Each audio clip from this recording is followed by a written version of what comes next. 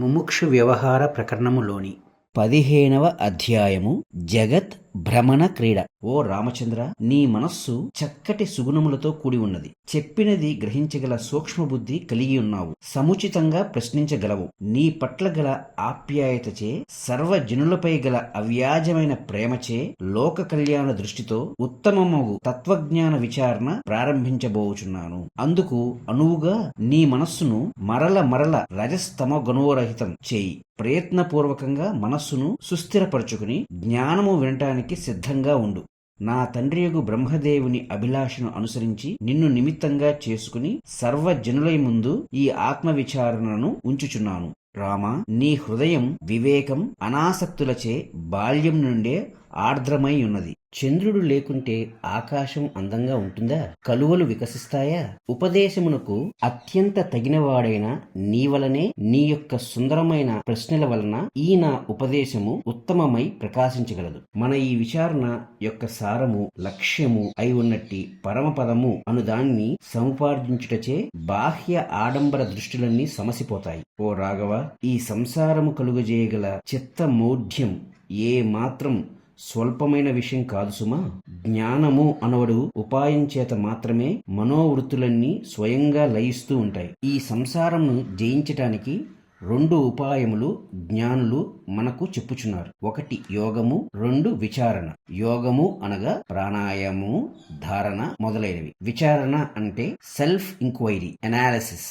ఈ యోగము, విచారణ అను 2 ఉపకరణములలో విచారణ అన్నది అతి సులభమైనది. పరమార్థ జ్ఞానమును సజ్జనులగు వ్యక్తులతో కూడి విచారించటం జరిగితే అమోఘమైన ప్రయోజనమును సంపాదించగలరు. అట్టి జ్ఞాన విచారణచే దుఃఖములన్నీ నశిస్తాయి అనటంలో ఏ మాత్రం సందేహం లేదు. అందుచేత విచారణ పరులకు వారిని హేళన చేయకుండెదరుగాక.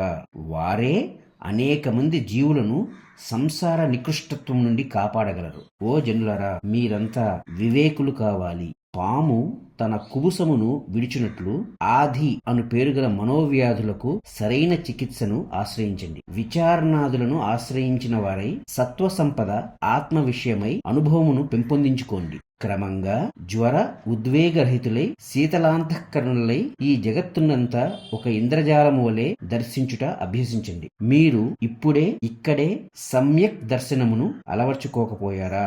తత్ఫలితంగా అనేక దుఃఖ పరంపరలనే పొందబోచున్నారని హెచ్చరిస్తున్నాను. ఈ సంసారము పట్ల ఆసక్తి కలిగి ఉండటం అనేది అతి భయంకరమైన విషయం. ఈ సంసారము అనర్థకరమైనదే కదా అనే శంకను ఈ జీవుడు కలిగి ఉండాలి. లేకపోతే ఈయది మోహగ్రస్తులకు జీవులను పాము వలె కాటువేస్తుంది.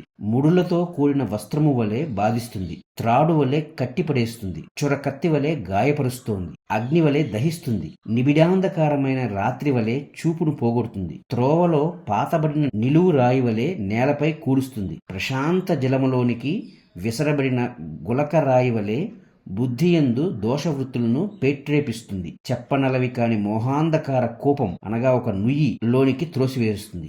దృశ్యాసక్తియే సంసారం యొక్క మూల రూపం.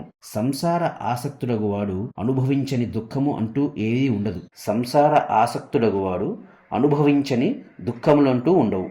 అట్టి దురంతమగు విషయ విసూచికా వ్యాధికి ఇక్కడే తగిన చికిత్స చేసుకోవాలి. లేకుంటే అది రక్తమాంస నిర్మితములే అయి ఉన్నట్టి బంధుజనుల శరీరములందు ఆహా వీరంతా నావారే, నాకు సంబంధించిన వారే అన్నట్టి భ్రమపూర్వకమైన మమకారమంతా కలుగజేయగలదు. అట్లు ప్రాప్తించబోయే నరక యాతనలకు అంతూ పొంతూ ఉండదు. అజ్ఞాని యొక్క యాతనలు ఎట్టివని చెప్పగలం?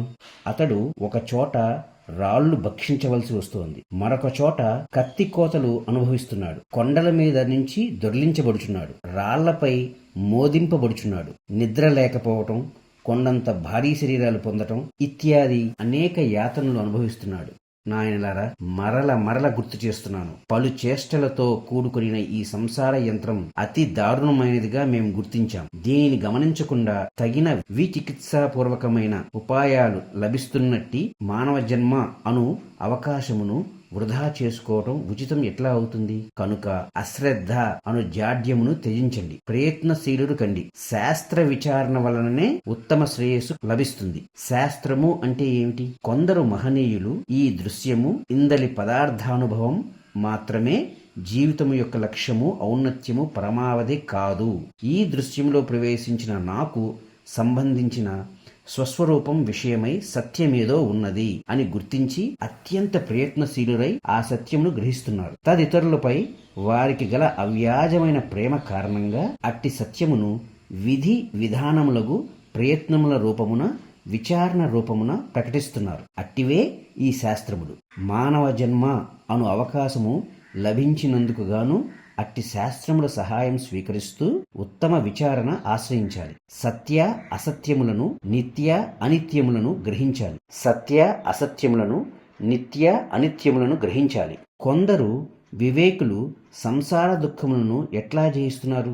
సంసార పీడనం ప్రాప్తిస్తున్నప్పటికీ నిరంతరం ఆనంద చిత్తులై ఎట్లా సంచరించగలుగుచున్నారు? ఈ విషయము గమనించబడుగాక. జ్ఞానము అను కవచమును ధరించి ఉండుట చేతనే వారికి అది సాధ్యపడుచున్నది సుమా. విశుద్ధ చిత్తులకు అనేక మంది మానవులు హరిహర బ్రహ్మాదుల వలనే ఈ సంసారంలో, ఈ భూమిపై కౌతుకరహితంగా విక్షేపములు లేనివారై సంచరించటం జరుగుతోంది. మానవులలోనే మహామోహబద్ధులు, మహామోక్ష స్వరూపులు కూడా కానవచ్చుచున్నారు. అట్లే దేవతలు, దానవులు, పాతాళ జీవుల విషయం కూడా అటువంటిదే. అందుచేత రామచంద్ర, ఈ మోహము అనున్నది ఎట్లాగైనా సరే క్షీణింపచేయబడాలి. అందుకు జ్ఞానోదయమే ఉపాయం. జ్ఞాన ప్రభావం చేత ఆత్మతత్వము స్వయంగానే ప్రకటితం కాగలదు. ఓ జనులారా, ఈ చెప్పబో విచారణ చక్కగా పరిశీలించండి. ఈ విచారణ సహాయంతో మీ విజ్ఞతను సునిశితం చేసుకోండి. హృదయంలో అలుముకుని ఉన్నట్టి మోహ రాగ కౌతుకములను బయలువెడలు కొట్టండి. అప్పుడు ఈ హృదయాకాశమునందే ఆత్మాకాశము పరిఢవిల్లుతుంది. అట్టి స్థితిలో ఈ జీవునకు జగత్ వ్యాపారములన్నీ లీలగా, క్రీడగా ఉంటాయి గాని పీడగా కాదు. చైతన్య మాత్రమగు ఆత్మ ప్రసన్నం కాగా అప్పుడు పరమశాంతి లభిస్తుంది. చైతన్య మాత్రమగు అనగా కల్పనారహితమగు శుద్ధ స్వస్వరూపమగు ఆత్మ ప్రసన్నం అవుతూ ఉండగా అప్పుడు మీకు ఇక పరమశాంతి లభిస్తుంది. సర్వసమత్వము అనబడు అమరభావన రూపుదిద్దుకుంటుంది. అంతఃకరణము బ్రహ్మరసమయమవుతుంది. ఓ రఘునందన, జ్ఞానులకు ఈ జగత్ భ్రమణమంతా క్రీడగానే తోచుచున్నది సుమా. కాబట్టి నీవు జ్ఞానివి అగుము. ఈ శరీరము రథంగాను, ఈ ఇంద్రియములు రథ చక్రంగాను, ఈ పంచప్రాణములు 5 గుర్రములుగాను, ఈ మనస్సు పగ్గముగాను పెద్దలు చెబుతూ ఉంటారు. ఆనందమే దీని గమ్యస్థానం. అట్టి దేహ రథమును అధిరోహించిన ఈ జీవుడు శుద్ధ చిత్తము యొక్క సహాయం చేత జగత్ వ్యవహారమంతా ఆనంద రూపమగు క్రీడగానే దర్శించగలగాలి గాని దుర్భరంగా కాదు. అదే మా ఈ ప్రయత్నము యొక్క ఏకైక లక్ష్యము.